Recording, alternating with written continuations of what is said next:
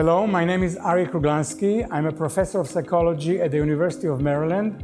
And of the last decade and a half, my main topic of interest has been violent extremism. This has not always been my topic of interest. I was quite happy to study psychological phenomena in the laboratory, basic processes of motivation, cognition, group dynamics. But after 9/11, I was appointed to be a member of a panel of the National Academies of Science to study terrorism. And from that point on, my research has gradually become primarily devoted to this topic. My name's Christian Picciolini. I'm the founder of the Free Radicals Project and the author of White American Youth. For the last 20 years, I've been helping people disengage from extremist groups, mostly white supremacist, but also Islamic State and others. And I know how to do this work because 30 years ago, when I was 14 years old, I was recruited into America's first neo-Nazi skinhead group. I spent 8 years in that group, eventually finding my way out. And after struggling for some time, I was able to find my balance and figure out how to help other people to disengage. Christian, we met last year in Denmark, where we both gave lectures, and our meeting was a very special experience for me because after my talk, you came up to me and told me that I moved you to tears, which was a very unusual experience for me because I don't usually, however skillful a lecturer I am, it doesn't happen very often. So I'm very happy to have this conversation. I've long longed to have this opportunity of delving into the issues with you in a one-on-one format, and this is the opportunity. So I feel very fortunate. As you know, Christian, I've been researching violent extremism in many of its forms across the globe, many of the world's conflict regions, in the Philippines, Southeast Asia, Indonesia, Malaysia, also neo-Nazis and white supremacists. And even though they seem to be extremely different from each other on the surface, they believe in different things, they want different things superficially. But at the end of the day, the core psychological dynamic seems to be the same. And this dynamic, in my experience, consists of three elements, the three pillars, the three ends of radicalization. The first end is the need. Humans act based on their needs. They believe based on what they're motivated to believe. And the need that is involved in much of political extremism is the need for significance, the need for dignity, the need for respect. This need is common to all of humans, but it can take different forms in accordance to the ideology, the narrative that tells you how to gain significance. So the second element is the narrative. It's the narrative that gives you permission to use violence in satisfaction of this need for respect and significance. The narrative that tells you there is an enemy that is out to get you, out to get your group, and in order to gain significance and gain respect and gain glory, you must fight that enemy, you must employ violence, you must employ aggression, and then you'll become a hero and a martyr for the cause. That's right. And finally, the third element, because violence is shunned by mainstream society, you need to have a local network that supports you, that consensually tells you, yes, we embrace that narrative and we are going to act according to its dictates. And it's that network that is extremely important in maintaining your commitment to the narrative and acting on the dictates of the narrative. That's right. So these are the three elements. And now I would like you to go down the history lane and try to recall your childhood and the way this need for significance played out in your journey into white supremacism. Well, thank you for that. And I think our line of thinking is very similar, if not the same. I call it a search for identity, community, and purpose. And as a young boy, that's what I was looking for. But I had what I call potholes in the road, those traumas that just maybe pushed me in a different direction. My parents are Italian immigrants, and they moved to the United States in the mid-'60s. And when they came, they were the victims of prejudice. So racism wasn't something that was part of my family DNA.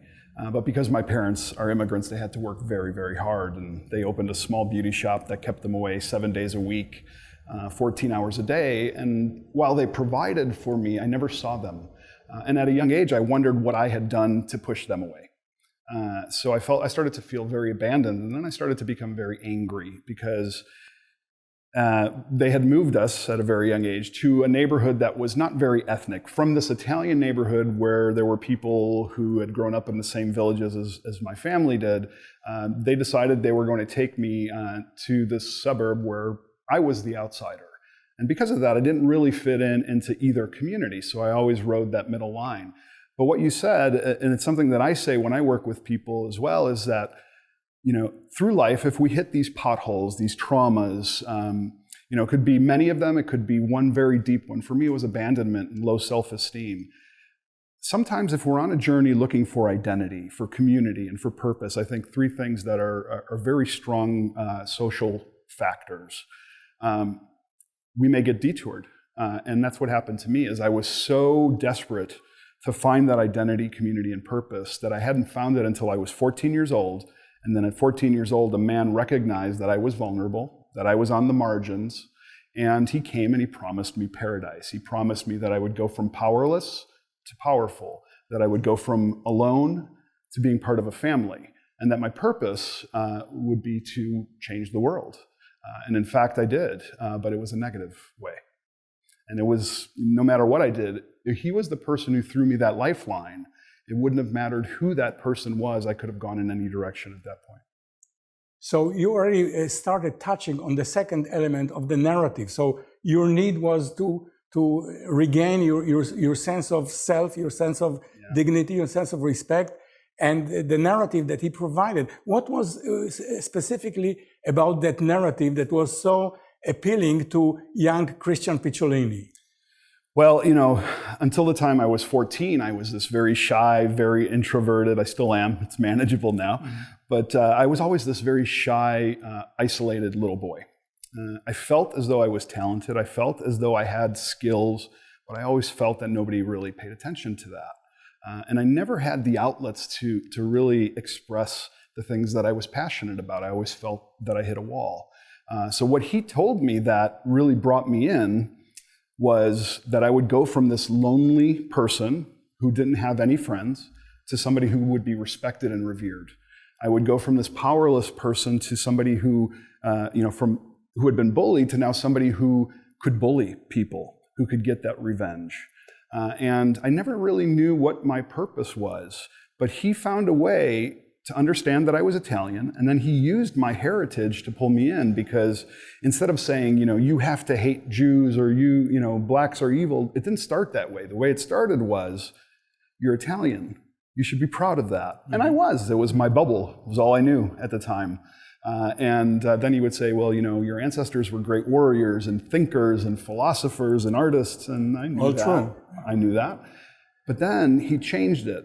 He said that there were people who wanted to take that away. And for me, that was really even though I wasn't connected to that identity, it was still the only thing that I knew that was a part of me. And when he told me people wanted to take that away, this man was 26 years old. I didn't know what a Jew or a communist or anti-Semite, I didn't know any of that. He pulled me in a very benign way, the same way that some of these groups today in the United States are using slogans, it's okay to be white, instead of white power. The language to pull people in is more palatable. They know how to be savvy marketers to pull people in based on what their potholes or what their grievances are. So they hit the spot with understanding your needs, and they provided for your needs, and then absolutely.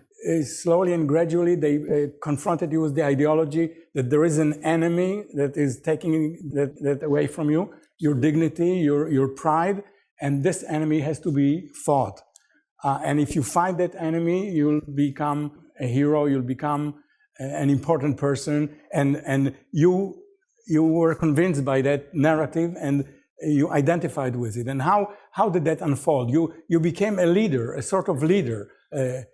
Well, I had always, from the time I was a little boy, aspired to greatness. I always wanted to be important or somebody or to be respected. And for me, it was almost like a startup business. When I got in and after I'd become indoctrinated, I saw an opportunity to lead.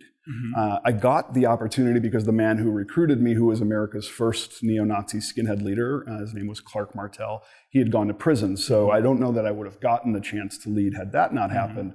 But when I saw the opportunity, I saw the ability to jump from this place of now where I would scare people to a place where I could manipulate people, to where I could be in control. Because for my whole life, I had feared not being in control. I didn't know where my parents were when they would come home. I didn't know, who would bully me the next day. And now that I had control, that was what drew me into that leadership position. Not because I wanted to manipulate people or I wanted to hurt people. For me, it was really almost an entrepreneurial move, but I had to adopt the horrific things that came along with it to be able to do that job. And that ideology, that narrative, is that something that you internalized, you actually believed in it and taught it to others? Is that something that formed your belief system? The white supremacist ideology, did you collect literature about it? To what extent was this part of your intellectual world at that time? Well, it was a large part because growing up, I also felt very stupid. So when I was in those circles, when I was, from 14 to 22, when I was involved in the movement, I always wanted to feel as though I knew what I was talking about. So I studied a lot. And I started to memorize things without understanding them, just because I wanted to be able to speak about them. But the more I read them, to memorize them, the more I understood it was not something that really sat well with me. It still was a very foreign, it was almost like I was force-feeding myself, but I was willingly doing that because the more that I did, the more my power rose, the more my status rose, the more the perception of respect hit me. So it was very much like a drug. It was very intoxicating. And the more that I got from it, frankly, the more it was killing me. Because the more toxic I was becoming. And the interesting thing is, as a leader, I know now that leaders in these extremist movements use fear and they use isolation to bring people into something that they think is important. But what they do is they also create the environment that makes their lives miserable so that they always have a need to blame somebody else. So not only are they creating the fear that drives people to these movements, but they create the miserable conditions once they're there so that they continue to fight for this thing, this hope that their life will be just a little bit less miserable. So you're describing a condition in which your motivation, your need actually drove your intellectual activities. That intellectual activities were feeding your need. Were you ever confronted by alternative points of view that questioned the ideology, that suggested that the ideology might be wrong? And if so, how did you deal with that? Well, I questioned my ideology every day. Yourself? Every day internally. Of course, I couldn't verbalize it because, it wasn't the environment to do that. You didn't want to seem vulnerable in that environment, which is also what drove me to learn more, to be angrier, to be more violent, because in that environment, that's what you had to do to keep status. But I can tell you, I questioned the ideology every day. But it wasn't until I started to meet people that were my enemies, because I had opened a record store to sell white power music. At that time, I was in one of America's early white power bands, and I had performed in Germany. And the only thing I knew was music, Arie. So I opened this record store to sell white power music. But I also sold punk rock and hip hop and heavy metal, and never expected to have customers come in to buy that, but they did. And they were Jewish, and they were black, and they were gay. And over time, even though they knew who I was, what my ideology was, and what my history was, they showed me compassion, and they were empathetic towards me. They weren't argumentative. They didn't break my windows. It wasn't their responsibility to do that. It is not the responsibility of the victims, those who would have been my victims, to do that. But I can tell you that it was the most transformative thing that's happened to me, and also hundreds of people that I've worked with, is to finally break away from that fear and that isolation, and to have a meaningful dialogue or an engagement with the people they think that they hate. Because I think that they find that they have much more in common with them than they do maybe with the people they've surrounded themselves. So that was when you started veering away from the movement. Yes. That was the beginning of your departure. Yes. But prior to that, did you have intellectual confrontations, debates, and how did you deal with that? You know, I did. People tried to, but Yes. it would always resort to violence because, you know, we were right in our minds. Yes. We weren't interested in somebody telling us we were wrong. I see. Right. So it wasn't about intellectual debate. It wasn't about healthy debate or skepticism. It was about we were right and they were wrong. There's nothing to talk about. No, they were the enemy. Yes. I mean, it's very much like the polarization that's happening in America right now, where, you know, there are obviously, you know, two sides that are intolerant towards each other. And the arguing, which is not healthy debate, is pushing the sides further apart. Yes. What I do when Everybody I work with listens people, to their own voice and not listening to the other. We all live in our bubbles, regardless of, you know, whether we try to be out of them or not. We still do. But when I work with people, I don't discuss ideology with them. When I help people disengage, I listen, and I listen for those potholes that led them astray, those aspirations for greatness, the abuse, In psychology, the trauma. we know that motivation drives the process. Intellectual, intellect and cognition is the slave of motivation. Motivation can twist it every which way. Let me now address the third element of the process, which is the network. You were in a network of like-minded individuals, your comrades, a band of brothers, as it were. To what extent this element was very important to you, and to what extent you felt that you were really separated from other networks, the mainstream society? To what extent you felt you live in a world inhabited by people like you? It's interesting because the reason I was drawn to the movement was because I felt marginalized from society. By joining the movement, I marginalized myself even further from society without even recognizing that, because I was trading it to be a part of this brotherhood, to have comrades. And it did deliver that. It did give me this sense of, I have friends, I have people that I could count on. But I can tell you that there was also no love among thieves within these movements, because hurt people.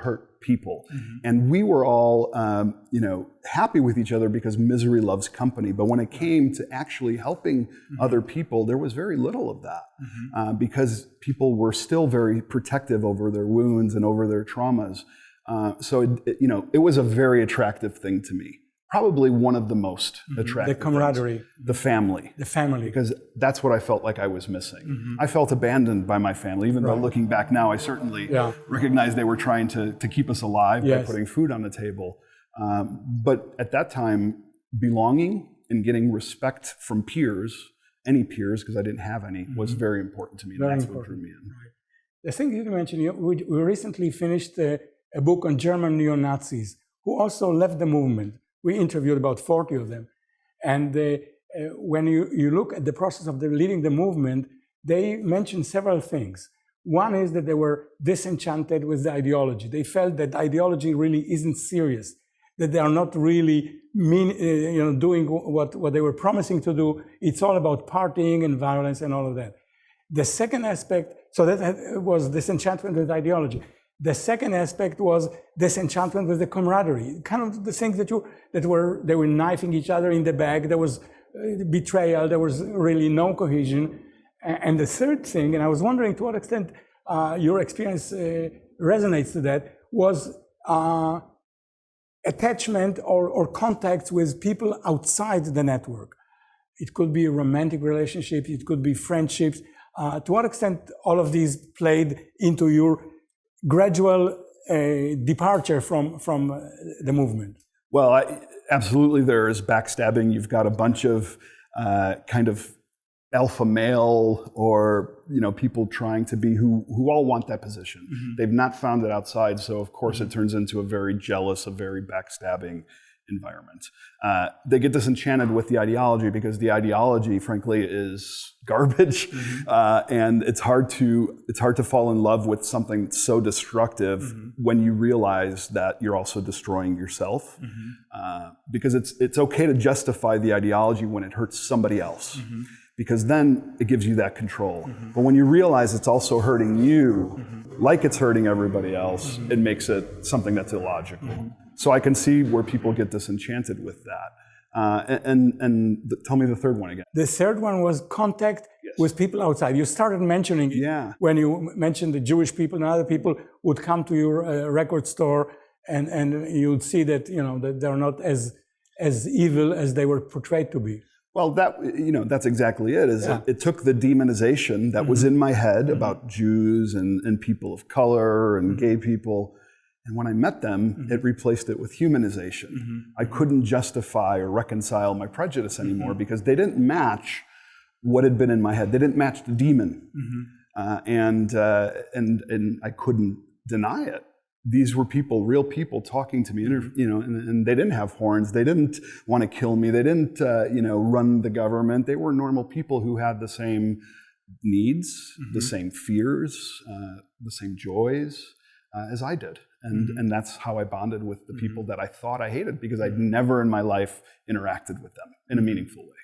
And so how long were you actually in the movement? 8 years. 8 years. From the time I was 14 years old in 1987 until 1995 when I was 22. So 22. Most of my formative years. So time also, you matured and you engaged in relationships, and it was maybe time to provide for your family. Were these things also taking you away from the total commitment to the movement? They did. They started to. So at 19 years old, I was married, and my wife and I had 2 children. Over that time, we were married for 4 years. Unfortunately, to take somebody out of a movement, I believe, you have to replace that identity, community, and purpose that they have there with something else. What I didn't recognize is I had that in front of me. Was I a father or was I a hate monger? Was my community the one that I had surrounded myself with to boost my own ego, or was it the one I'd given life to? And was my purpose to scorch the earth because I was so angry and I wanted to punish people, or was it to actually provide a beautiful world for my family to live in? Unfortunately, I didn't make the right decision because the pull of starting over, of leaving everything that I'd known for 8 years behind, was too difficult. And my wife and my children eventually left me because I did not choose them over the movement. I chose the movement. And then my life, of course, started to fall apart, and I recognized that I had made the wrong decision. Now, the reason we are sitting here and talking to you is that you really turned your life around completely, and you found a calling and significance and dignity in what you're doing. You're fulfilling a very important role in contemporary American society. Is there any message that you can give to people who are trying to work in order to prevent people going to white supremacism? How can they find? I mean, there is something about violence that is immediately gratifying. That's how animals resolve their conflict. That's how little children resolve their conflicts. There is something about violence. Sophisticated countries try to be alone in the nuclear club, right? Because of the potential for violence. So there is something primordial, primitive about violence. How can you offer significance and meaning and positive identity that can compete with this allure of violence? Well, I'll say 2 things. I'll say 3 things, actually. So the first thing that I'll say is, if we are going to work on interpersonal racism, and if we're going to try and help people disengage from these, type of extremist mindsets, regardless of what we're talking about, something very important we have to do. We have to learn to see the child and not the monster. Because it's so easy to look at somebody who's waving a swastika flag or who's been violent and look at them and say they're evil, they're a monster. But I think we both agree that ideology is not what radicalizes people. Absolutely. It's these traumas, the search that leads people there. The ideology just gives people the permission slip to be angry, to be violent. Definitely. So if we can see the child, the broken child, whether they're 6 or 60, see the motivational basis for why they're doing it, then we can get the clues on what it is that they need that led them there. Second, I'll say, to leave people with a message, we have to find somebody that we feel is undeserving of our compassion and give it to them. Because I guarantee you they're the ones who need it the most. Even though they may not deserve it, they're the ones who need it the most. And in every situation that I've worked with people, it's that type of compassion from whether it's the other or some outsider who shows it to them that changes their mind, that changes their view, that makes them feel worth instead of worthless. I was going to say a third thing, yes, and I don't remember what it is, but I was just going to say that hearing you speak in Denmark was probably one of the most rewarding things for me, because I'm not a psychologist. I don't have a degree in psychology. I do this out of instinct. I've been doing it for almost 20 years now. And I've worked with hundreds of people, and I don't know if I'm doing the right thing. I just operate based on how I was helped. But what you said on that stage really helped validate for me some of the things that I've been doing to know that I'm going on the right path, and that I'm not just going out there like a bull in a china shop trying to, change people's minds. I'm really trying to change lives, and I think that it's so important that people in psychology really understand it. They shouldn't be scared of extremism, because there's nothing that they need to do different to understand it. It is not about ideology. It's about the human being, and we need to fix the human being. Yes. One last question. Sure. The world today is drifting toward polarization. You see it all over the world, in Hungary, Poland, Germany, the United States. It's scary, and it legitimizes extremism in some ways. It denies the factual basis that we all share. What can we do in order to fight that? It seems to be a very powerful trend that is sweeping the world. Do you have any words of advice? Well, I think that extremist movements tend to pop up when, there's a perfect storm of uncertainty and grievance, whether real or perceived. Nowadays, it's being fed by, fake news and foreign propaganda that's stirring people up and pushing to the side. College is expensive in the United States. Young people can't afford to go to school, and even if they do, it's tough to get a job for your qualifications when you get out. We are creating the conditions, not to mention the institutional and systemic racism that people of color still, 500 years later after Christopher Columbus came, are still dealing with that. We have to fix these things. We have to improve social services and mental health services, because those are the things that are lacking in our country. And I think that if we can provide education, if we can eliminate poverty or reduce it, inequality, that's when we'll have a chance to get rid of extremism. That's when we'll have a chance to take these demagogues off of their thrones, because they use fear and isolation. Hatred is born of, I always forget this, hatred is born of ignorance. Fear is its father, and isolation is its mother, right? If we don't understand what we're afraid of, and we never get the chance to, we will always be afraid, and that hatred grows into violence. Well, I wish you were a psychologist, because you have I wish I was too. This instinctive, intuitive grasp of things, and that's why you're able to do such important work. Thank you. Well, I have good friends to bounce ideas off of. Fantastic. Thank you, Arie. Well, I really enjoyed it. Likewise.